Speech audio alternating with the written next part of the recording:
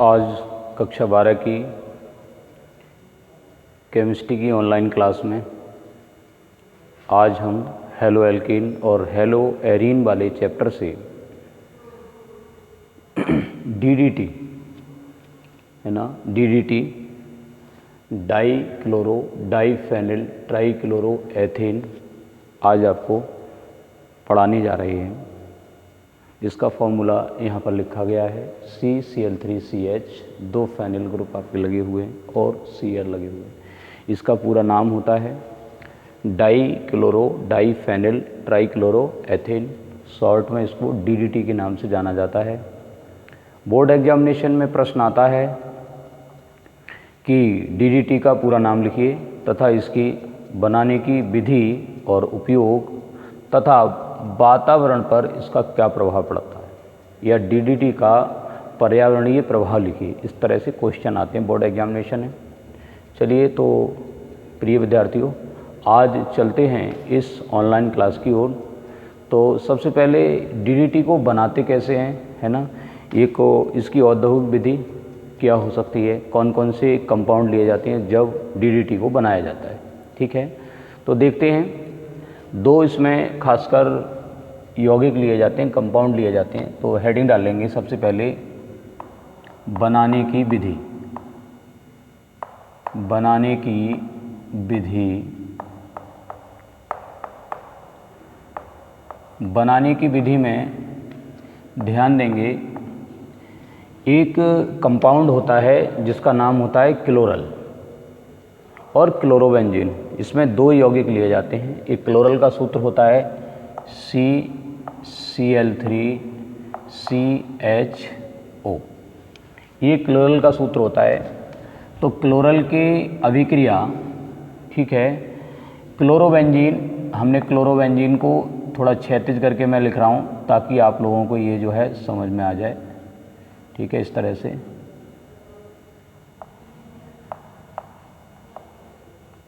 तरह से मैं क्षैतिज करके लिख रहा हूँ। यहाँ पर यदि बेंजीन रिंग से Cl जुड़ जाए तो ये हो जाते हैं क्लोरोबेंजीन। ओके, अब चूँकि यहाँ पर आप जानते हैं कि H होगा तो हमने इस H को बाहर निकाल लिया और इस H को बाहर निकाल लिया। ठीक है, ध्यानपूर्वक देखिए बोर्ड की तरफ। ये है क्लोरल, तो यहाँ लिख दिया हमने क्लोरल। क्लोरल का सूत्र वही CCl3CHO, और ये है आपकी क्लोरोबेंजीन।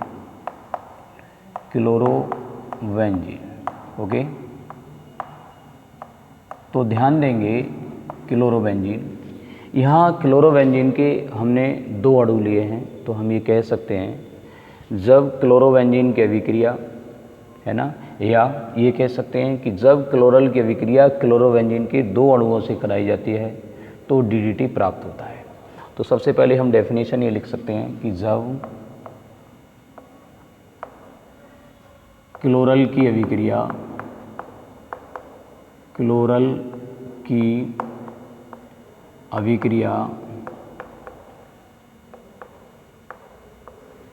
क्लोरोबेंजीन के C6H5Cl लिख देता हूँ, क्लोरोबेंजीन के दो अणुओं से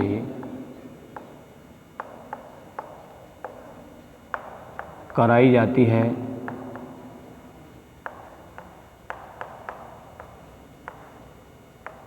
तो डीडीटी प्राप्त होता है।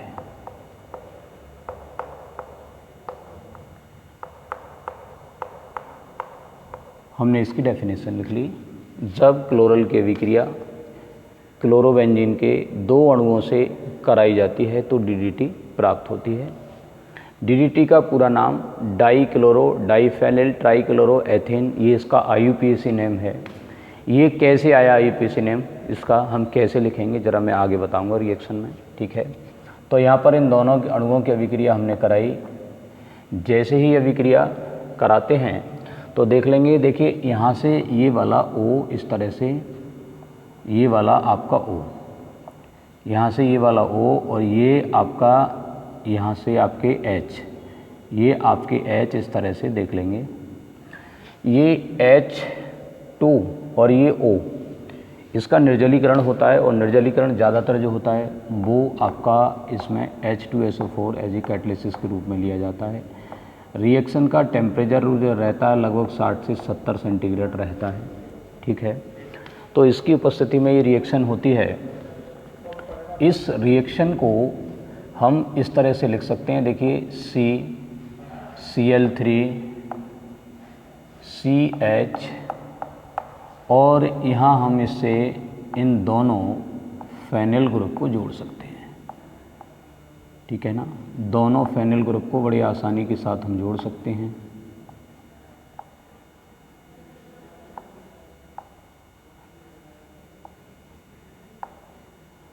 यहाँ पर देख लेंगे दोनों फेनिल ग्रुप को हमने यहाँ Cl और आपका Cl, ठीक है, इस तरह से जोड़ दिया है। तो देखिए हमने जो लिखा था वो यहाँ बना के तैयार कर दिया। जब क्लोरल की अभिक्रिया क्लोरोबेंजीन के 2 अणुओं से कराई जाती है तो आपका DDT प्राप्त होता है।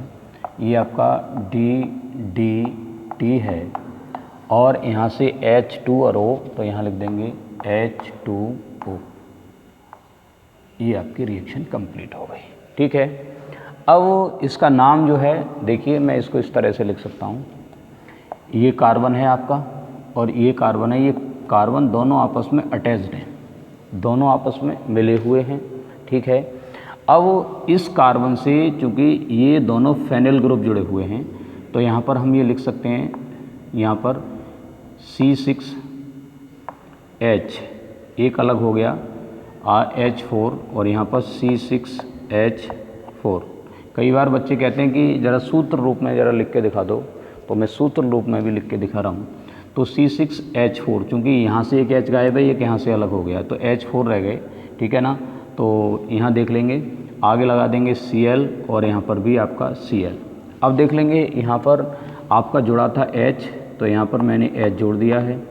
इस कार्बन की वैलेंसी जो कंप्लीट है वो Cl से कंप्लीट है, इस तरह से हम लिख सकते हैं, ठीक है।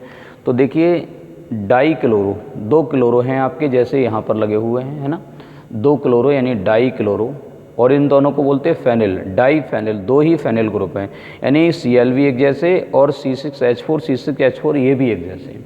तो शब्द हमने प्रयोग किया डाई क्लोरो डाई फेनिल, है ना। ट्राई क्लोरो, यहाँ पर 3 Cl हैं, die chloro die phenyl try chloro, और 2 कार्बन है इसलिए इसको कहते हैं एथ। तो एथ का जो आपका एल्कीन होता है उसको कहते हैं एथेन। तो यहाँ पर हम कह सकते हैं die chloro die phenyl try chloro ethane, इसका पूरा नाम इस तरह से लिखा जाता है, ठीक है ना। सूत्र की यदि हम बात करें, और या इसको हम इस तरह से भी लिख सकते हैं, कैसे, CCl3 CH, और यहाँ पर हम ये लिख सकते हैं आगे जा कर के इस तरह से, है ना। या फिर हम ये लिख सकते हैं आगे जा कर के C6H4 Cl का होल ट्वाइस, इस तरह से लिख सकते हैं। 2 हैं, C6H4 Cl का होल ट्वाइस, यहाँ CH और वही Cl3, तो ये फॉर्मूला भी हम लिख सकते हैं, ठीक है ना। तो ये आपका DDT है। प्रश्न आएगा कि DDT का पूरा नाम लिखिए, तो आप लिख देंगे बड़ी आसानी से कि die chloro die phenyl try chloro ethane, और बनाने की विधि लिख देंगे कि जब क्लोरल की अभिक्रिया क्लोरोबेंजीन के 2 अणुओं से कराई जाती है तो DDT प्राप्त होती है ना। ये आपका जो हो गया रिंग के रूप में मैंने लिख दिया है, बेंजीन रिंग के रूप में। यहाँ पर मैंने आपको दिखाया है कि इसका जो नाम लिखा गया है वो कैसे लिखा गया है। यहाँ पर ये दिखाया गया है कि इसका सूत्र रूप में इसको कैसे लिखा जा सकता है, वो मैंने यहाँ लिख दिया, ठीक है ना। तो ये बनाने की विधि, आगे चलते हैं, आगे लिखते हैं फिजिकल प्रॉपर्टीज अर्थात भौतिक गुण। फिजिकल प्रॉपर्टीज, इसको कहते हैं भौतिक गुण। भौतिक गुण का मतलब होता है ना, कि इसका रंग कैसा है, इसका रूप कैसा है, इसका आकार है, इसका मेल्टिंग पॉइंट कितना है ना, और वॉल्यूम पॉइंट कितना है इनका, है ना, ये जल में विलय है नहीं है, ये सारी चीज़ें यहाँ देख सकते हैं। तो नंबर 1 लिख सकते हैं क्या, ये सफ़ेद रंग का सफ़ेद रंग का पदार्थ होता है, चूर्ण जैसा सफ़ेद रंग का पदार्थ होता है। ठीक है। नंबर 2, यह जल तथा कार्बनिक विलायकों में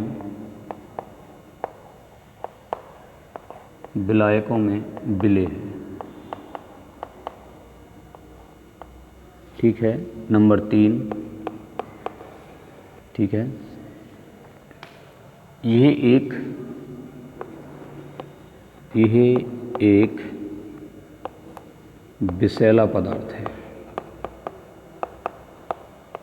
विषैला पदार्थ है, इसलिए इसमें विशेष गंध आती है,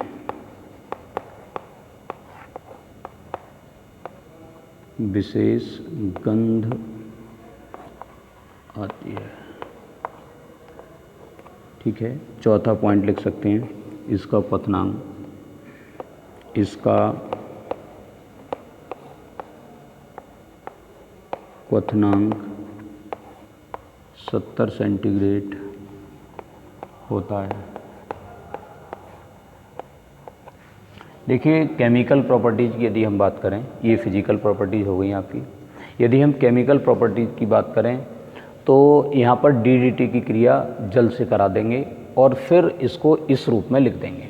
तो हम ये कह सकते हैं, एक केमिकल प्रॉपर्टीज़ में ये कह सकते हैं कि जब DDT की क्रिया जल से कराई जाती है तो क्लोरोबेंजीन तथा क्लोरल प्राप्त होता है। ये इसकी एक केमिकल प्रॉपर्टीज हुई। यानी रिएक्शन को क्या कर देंगे, उल्टा कर देंगे। ये दोनों चीज़ लिख देंगे इस साइड, है ना, और ये दोनों जो आपके रिएक्टेंट अर्थात अभिकारक हैं वो प्रोडक्ट की तरफ लिख देंगे और प्रोडक्ट को अभिकारक की तरफ लिख देंगे। तो इसकी रासायनिक गुण बन के तैयार हो जाएगा, है ना, अपने आप कर लेंगे। उपयोग मैं लिख देता हूँ यहाँ पर। उपयोग नंबर 1, यह एक प्रबल कीटनाशी है, कीटनाशी है, इसलिए इसका उपयोग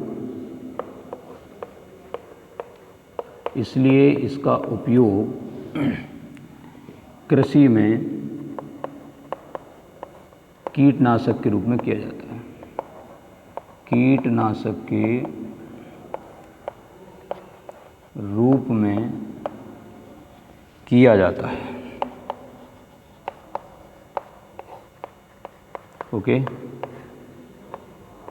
इस तरह से हम ये कह सकते हैं, है ना। नंबर 2, क्लोरोबेंजीन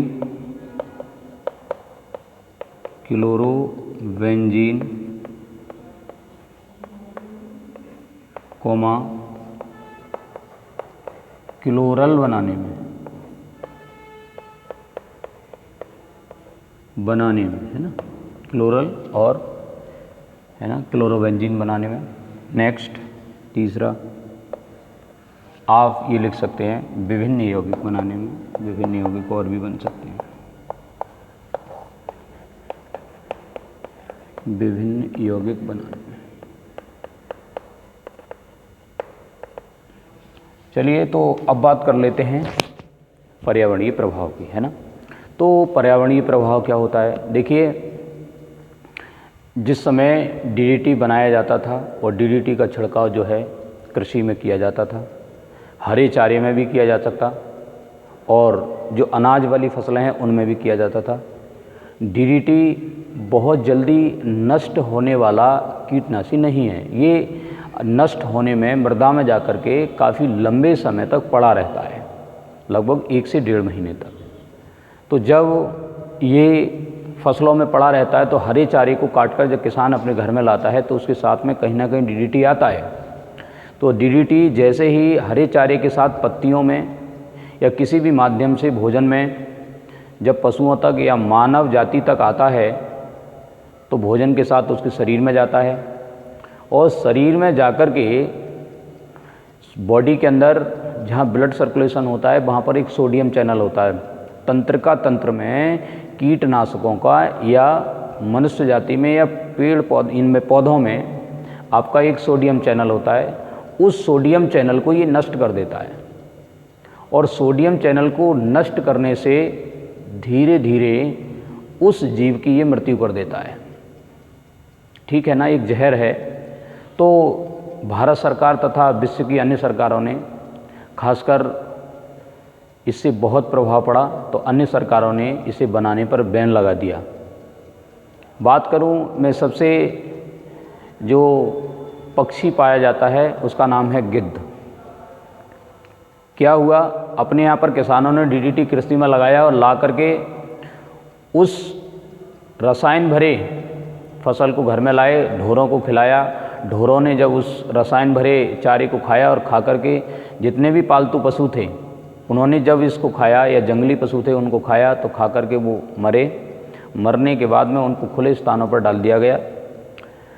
मरे स्थानों पर खुले स्थानों में डाल देने से जब वो विषैला जो मांस था उन गिद्धों ने खाया और गिद्धों ने खा करके जैसे ही गिद्ध ने वो मांस खाया जहरीला और खा करके गिद्ध भी शायद हमारे भारतवर्ष से विलुप्त हो गए। यही कारण है कि आजकल हम लोगों को गिद्ध दिखाई नहीं देते, है ना। तो ये डीडीटी का बहुत बड़ा प्रभाव रहा। क्योंकि ऐसी चिंता क्योंकि सरकार ने बोले गिद्ध ही तो मर रहे हैं, बोले नहीं, गिद्ध हमारा प्राकृतिक सफाई कर्मी है। गिद्ध की हमारे समाज में बहुत ज़्यादा इम्पोर्टेंसी है, इसलिए ऐसे पक्षी का होना बहुत और अति आवश्यक है। इसलिए डीडीटी बनाने के लिए बैन किया गया है। ठीक है, बाकी आपके सिलेबस में आता है, बड़ा ही इम्पोर्टेंट है बोर्ड एग्जामिनेशन की दृष्टि से, आप ठीक प्रकार इसको तैयार कर लें। ठीक है, आज की वीडियो में इतना ही, बाकी आगे हेलो एरिन कराएंगे। तब तक के लिए धन्यवाद।